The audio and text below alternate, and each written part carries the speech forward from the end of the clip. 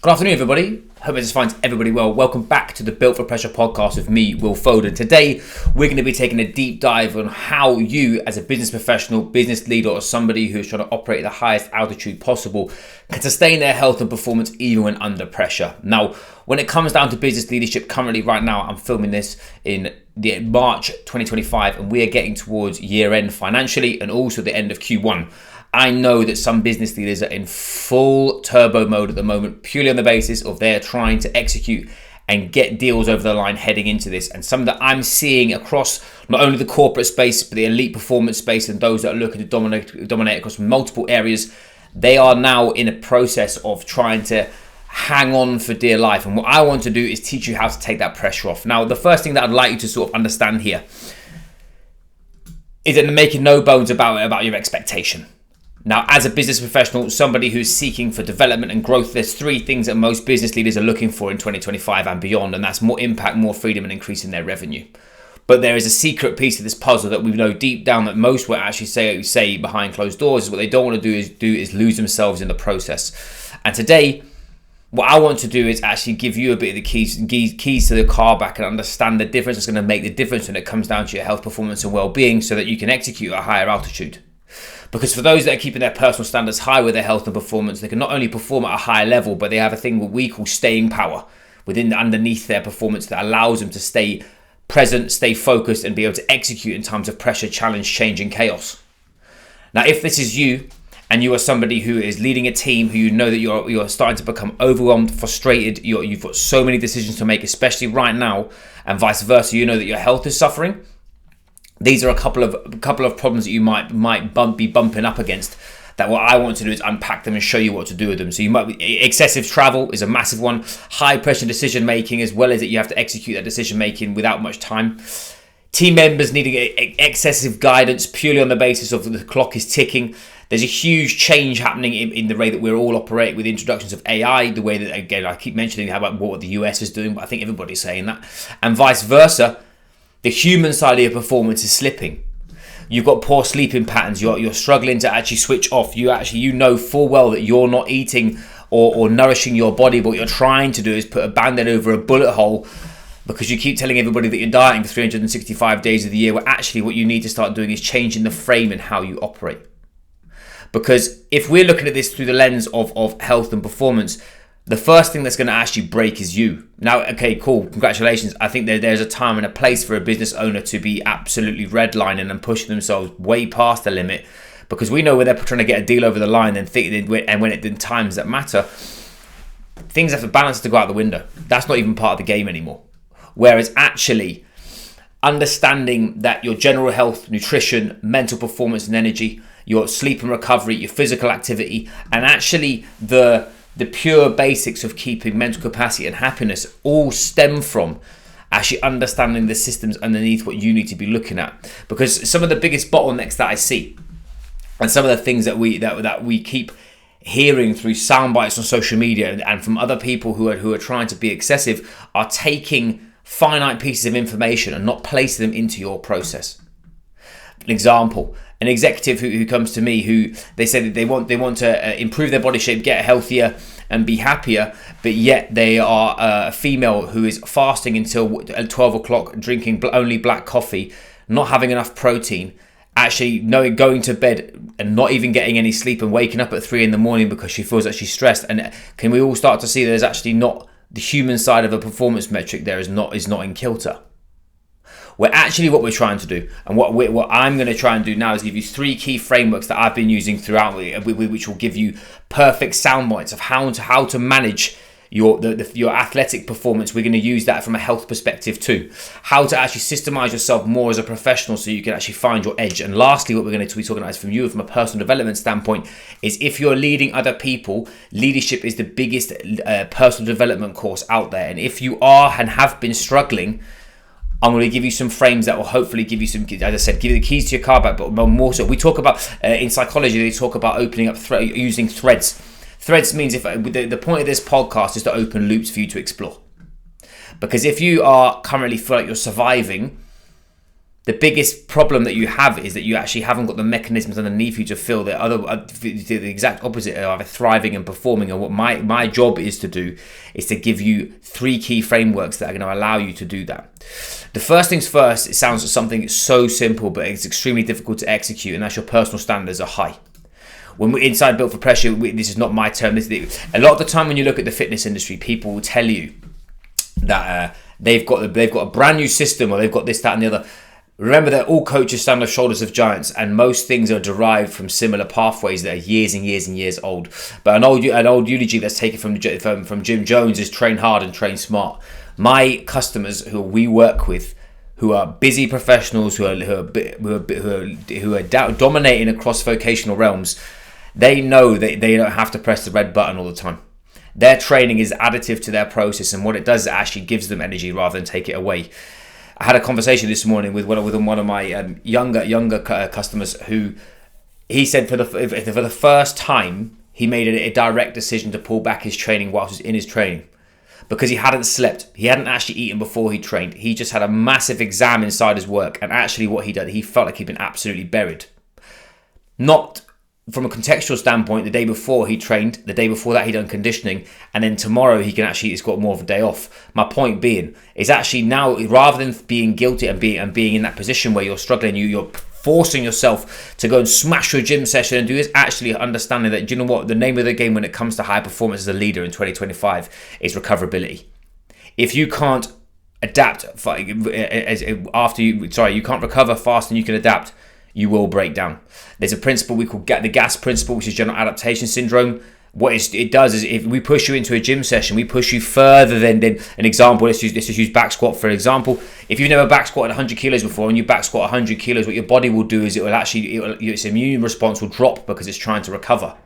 It then super compensates, and then it's able to tolerate that load in the next session and beyond. Now, what most people do, I use this principle when it comes down to performance across the board. Now, if you are going into a gym session, doing assault bike repeats, and then not eating anything, then going into board meetings, dealing with challenge, you not drinking enough water, and then you're not getting any form of bandwidth or any opportunity to actually calm down, nourish yourself, and rest and reload.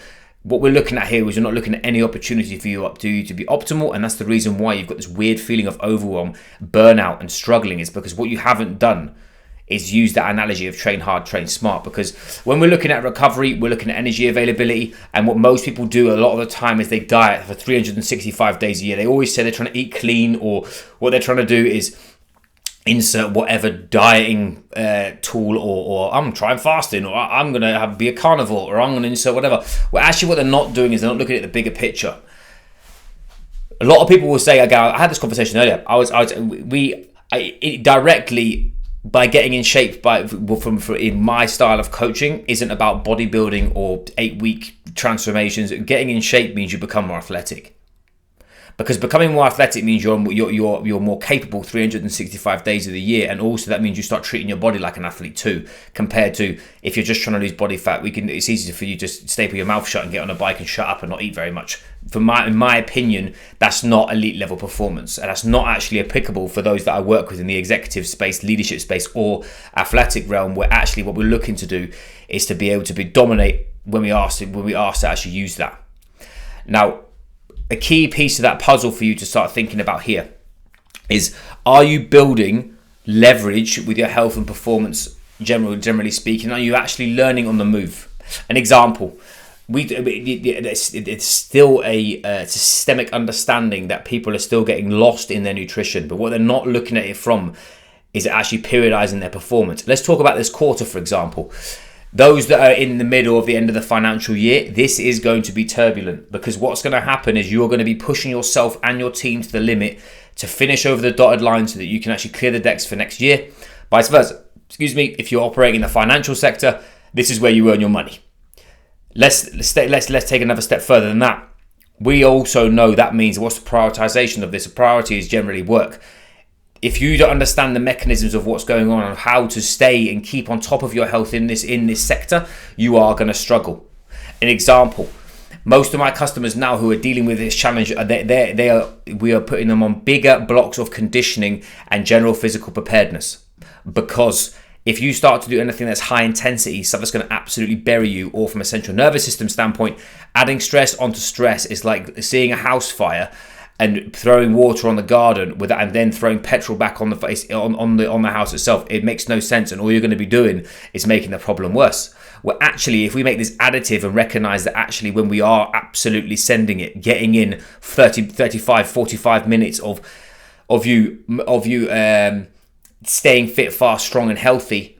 For general physical preparedness is a term they use. That's more deemed. It's more capacity, physical capacity, comparison to 1RM this, or like I said, CrossFit that. Or how many of you people are just like sending on High Rocks workouts on Instagram? It's all of those that kind of stuff is the reason why people get lost. So for me, if you can actually find leverage and actually understand those mechanisms of sliding back to again, coaches out there, I've worked with the muscle nerds. This is not my term. This is Luke Lehman's. This is a brilliant term for you guys to use. You've got least mode and beast mode. Least mode is more towards health and more towards zone 2 and more towards recuperation. And then beast mode is when you're actually dropping the hammer. And realistically, that's where you're looking at sport performance.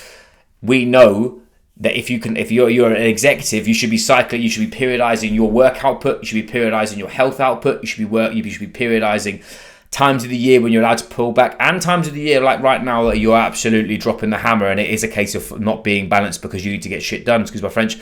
That's imperative. If you are struggling with that and you've been struggling with your training, you just send them, put a message on my YouTube training, or if you're on social media profiles, just types of training. I'll send you a training manual which is designed for leaders and business professionals who are currently struggling to find balance with their health and performance. I'll send you that for free, no email needed, just purely to help a like-minded person out. The second piece of the puzzle, which is more around the personal development piece, is actually for you to become more self-aware.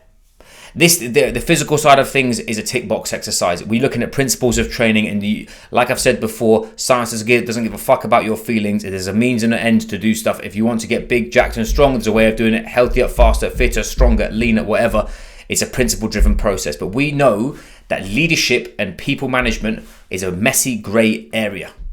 And the issue that we have is we are dealing with emotions, feelings, and things that are in the grey or in the cloud, so to speak. You can't see what's going on, and it is a feeling.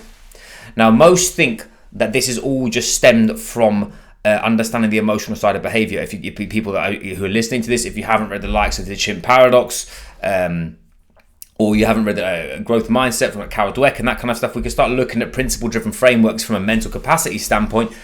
But let's go a little bit deeper.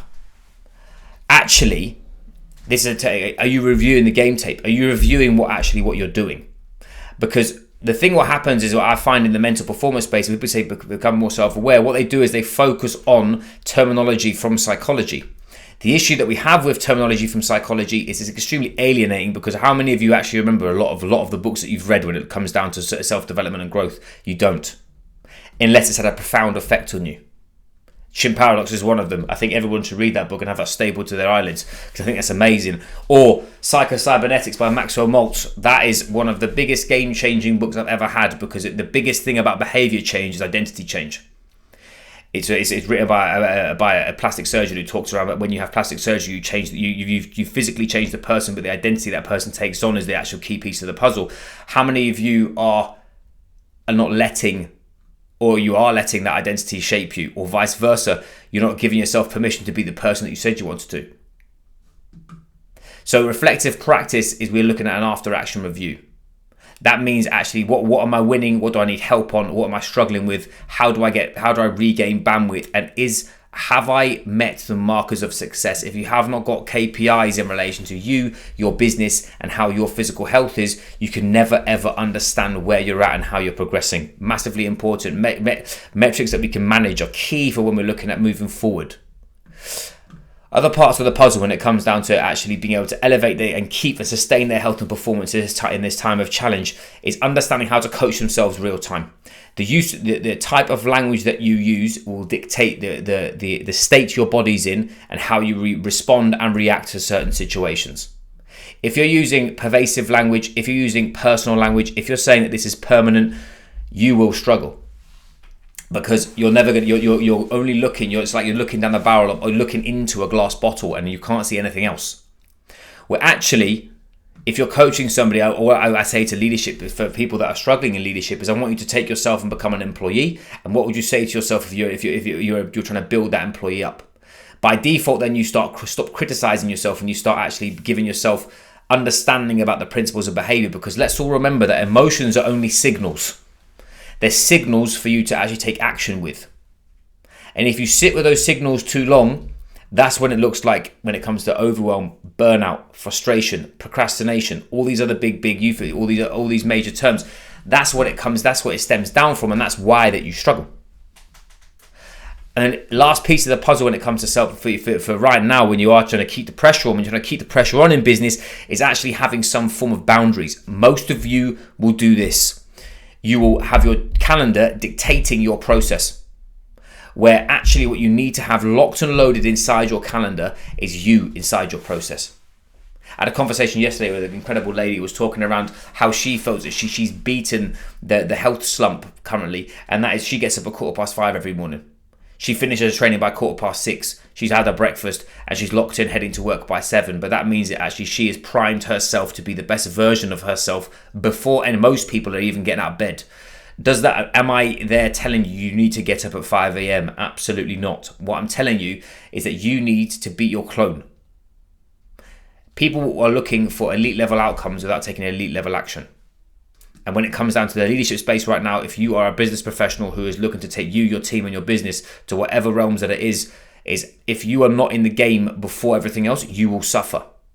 Is there time for this to be flexible? Of course there is.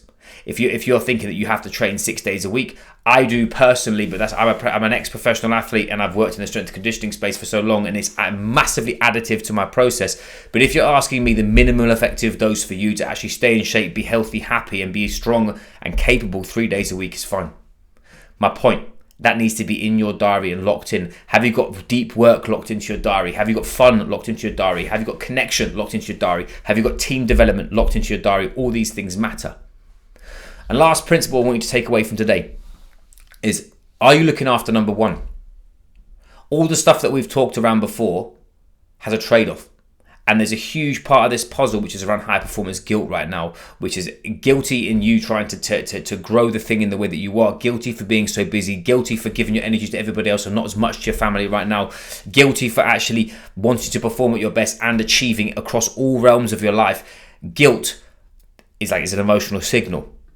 And actually the reason why you're getting this guilt is usually to do with accepting that you are not trying to conform to status quo. You're not trying to conform to the norm, and you are operating in a 1% bracket. Sometimes that can be very alienating. But what the quickest thing you need to do here is to get to a state of acceptance on that, because if we don't get to a state of acceptance of this is who I am, this is what I do, this is why I do it, this is why, you are never, ever, ever going to be able to lead from a place of conviction and clarity and certainty in 2025, because all you're going to be doing is worrying about other people's opinions. Without being crude, fuck everybody else's opinion. That doesn't mean fuck everybody else. What that means is that what we're trying to do here is we're trying to create boundaries around that personal, professional, and physical piece so that you can have this sliding scale of balance when you need it. An example, let's talk about this, the end of the financial year. I know people are pushing the needle of their performance and they're not present. Dads, mums, you're going home, you're barely seeing your kids, and you're pushing yourself and you're pushing yourself and you're pushing yourself, but you know you've got to get this deal over the line. The biggest question I'll say to you is, if you're pushing that piece of the seesaw that way, how are you bringing it back after this end of year? How are you getting getting your kids back in the game and helping them realize that actually there is going to be parts of the year where daddy or mummy is going to be turbulent, I'm not going to be there? Because what we should be looking for is quality. We're not looking for quantity. It's exactly the same with the gym. If you're in the gym longer than an hour, you're wasting time. There is not a person I know one person, I think, one guy who, he can send it for longer than an hour every single day of the year, but he is an absolute outlier. Most people, even elite level athletes, in my opinion, don't need longer than, unless you're doing Ironman or anything ultra endurance. I'm saying just strength training or just general conditioning. You don't need longer than that. You're wasting time. Just fluff. So my point being If you're there, you should be able to look after number one. And those are the three key elements and key themes that you want to be taking into the rest of this year. Like I said, if you are struggling to balance your health and performance right now, you haven't got the opportunity, you're struggling with decision-making fatigue, and you're there literally going, what the hell should I do next? Two things. DM me on any platform where you find this. I'd like to get to know you. I'll send you some free trainings that will unlock new levels of potential across your physical health, your mental well-being, and also your professionalism. Number two, if you could share this with a friend, that'd be amazing. We're trying to grow this podcast. Last week's episode absolutely banged, and actually thank you very much from an analytics standpoint. I want to try and build a movement here. We are Built for Pressure is going to be the number one leadership performance consulting firm out there for those that want to dominate across those three areas, because I strongly believe in not only the message, but the people that I currently work with, that there's more people out there. So anyway, I digress. I appreciate you. I hope those frameworks are helpful. If not, I can trust it. And like I said, if I can help with anything, do please let me know.